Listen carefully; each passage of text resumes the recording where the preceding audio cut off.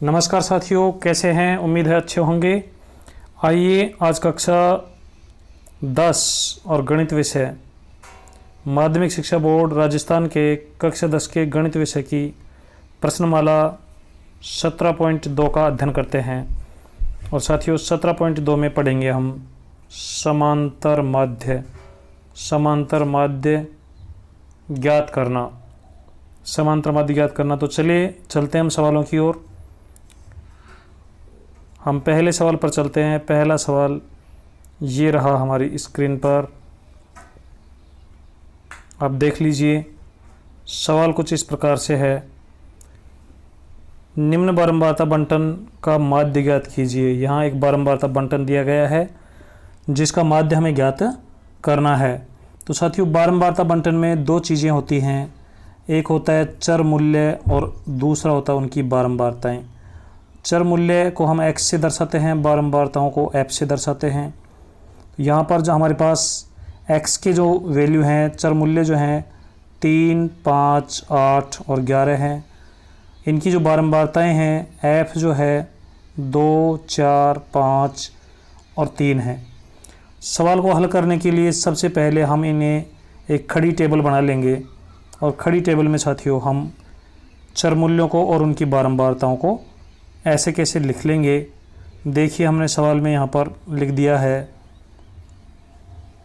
अब देखेंगे ये हमारे x के मूल्य हैं 3, 5, 8 और 11। ये हमारी बारंबारताएं हैं 2, 5, 2, 4, 5, 3। ऐसे ही बारंबारता बंटन जिसमें चर मूल्य और उनकी बारंबारताएं दी हुई होती हैं, ऐसे सवालों में हम समांतर माध्य ज्ञात करने के लिए सबसे पहले f और x को मल्टीप्लाई करते हैं, उनका गुणनफल ज्ञात करते हैं।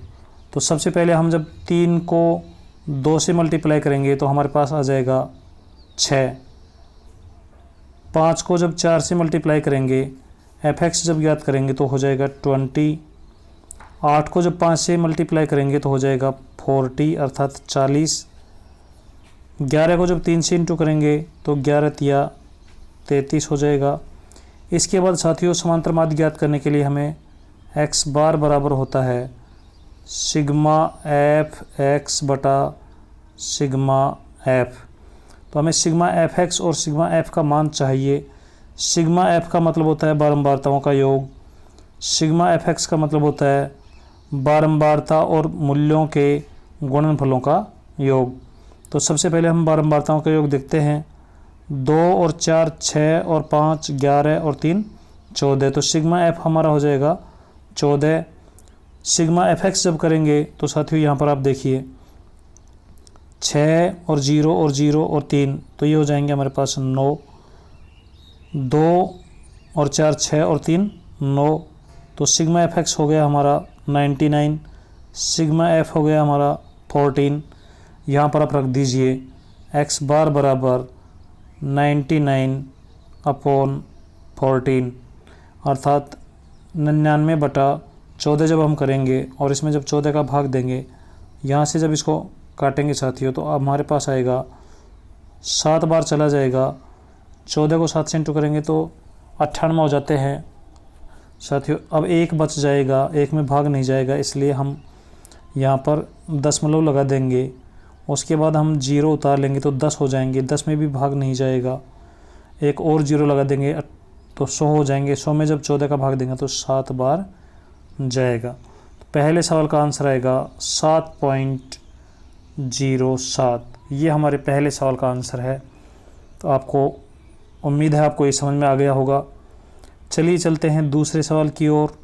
दूसरा सवाल ये रहा हमारी स्क्रीन पर, आप देख लीजिए। सवाल नंबर 2 कुछ इस प्रकार से है। यहाँ पर आप देखेंगे सवाल नंबर जो 2 है साथियों, निम्न बारंबारता बंटन का माध्य ज्ञात कीजिए। यहाँ पर भी हमें माध्य ही ज्ञात करना है। चर मूल्य हमारे हैं 2, 5, 7, 9, 11। बारंबारताएं हैं 1, 5, 4, 7, 3। सबसे पहले हम एक खड़ी टेबल बनाएंगे जिसमें चर मूल्यों को लिखेंगे, उनकी बारंबारताओं को लिखेंगे और चर मूल्य और बारंबारताओं का गुणनफल f(x) के लिए हम यहाँ पर एक सारणी बना देंगे।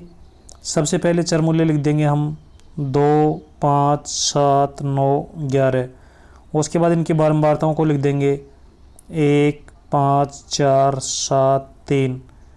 इसके बाद साथियों नया जो कॉलम है उसमें हम f(x) करेंगे, अर्थात f को x से गुणा करेंगे। तो f को x से जब गुणा करेंगे तो 2 एकम यहाँ पर 2 हो जाएगा, 2 एकम 2, 5, 25, 7 चौक 28, 9 7 63 और 11 तिया 33।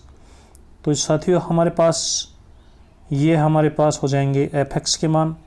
अब हम क्या करेंगे, अब हम करेंगे सिग्मा f में हम बारंबारताओं का योग कर देंगे। हमारा सूत्र होगा x बार बराबर सिग्मा f(x) बटा सिग्मा f। तो बारंबारताओं का जो योग होगा 1 और 5 6 और 4 10, 10 और 7 17 और 3 20। तो ये हमारे पास हो गया सिग्मा f हो गया है 20 और सिग्मा f(x) भी हम टोटल कर लेंगे। यहाँ पर जब टोटल करेंगे तो 2 और 5 7 और 8 15 और 3 18 और 3 21 हासिल 2 और 2 4 और 2 6 और 6 12 और 3 15, अर्थात ये हो जाएंगे हमारे 151। सिग्मा f(x) हो गया 151, सिग्मा f हो गया 20। अब सूत्र में रख दीजिए x बार बराबर हो जाएगा 151 बटा में 20 का जब भाग देंगे तो आंसर आ जाएगा हमारे पास 20 सत्ते 140, बच जाएंगे 11 में भाग नहीं जाएगा साथियों, तो हम दशमलव लगा देंगे।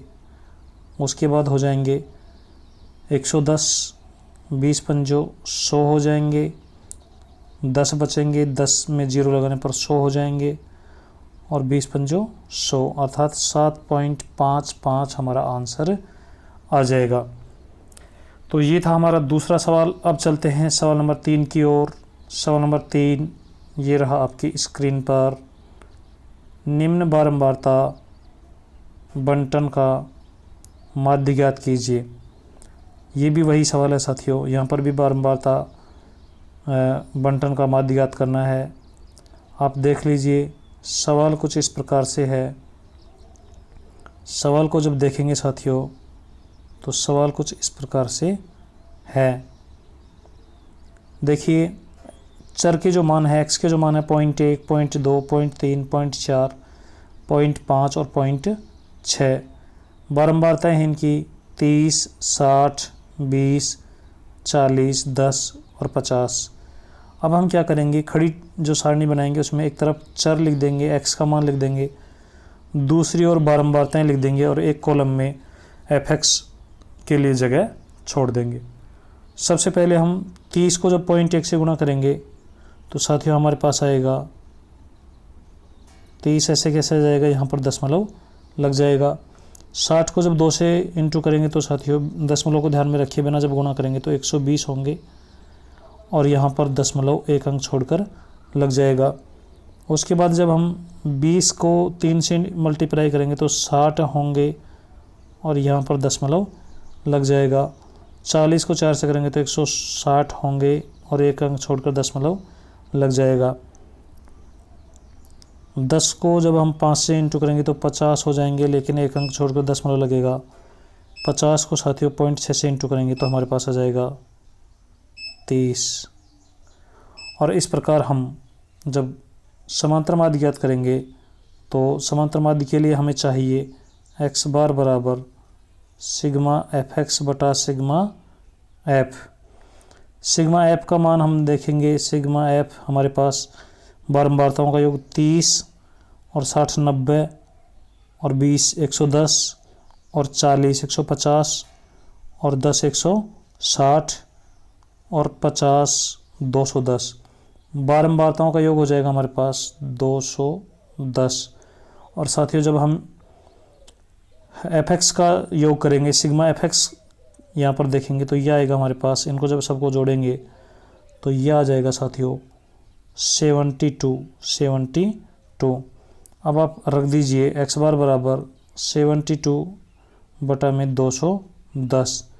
जब भाग करेंगे तो साथियों इसका आंसर आ जाएगा 0.34। तो ये हमारा इस सवाल का माध्य होगा। चलिए चलते हैं अगले सवाल की ओर। अगला सवाल नंबर 4 ये रहा हमारी स्क्रीन पर। आप देख लीजिए, यहाँ पर भी माध्य ज्ञात करना है और माध्य आप ज्ञात कर लीजिए।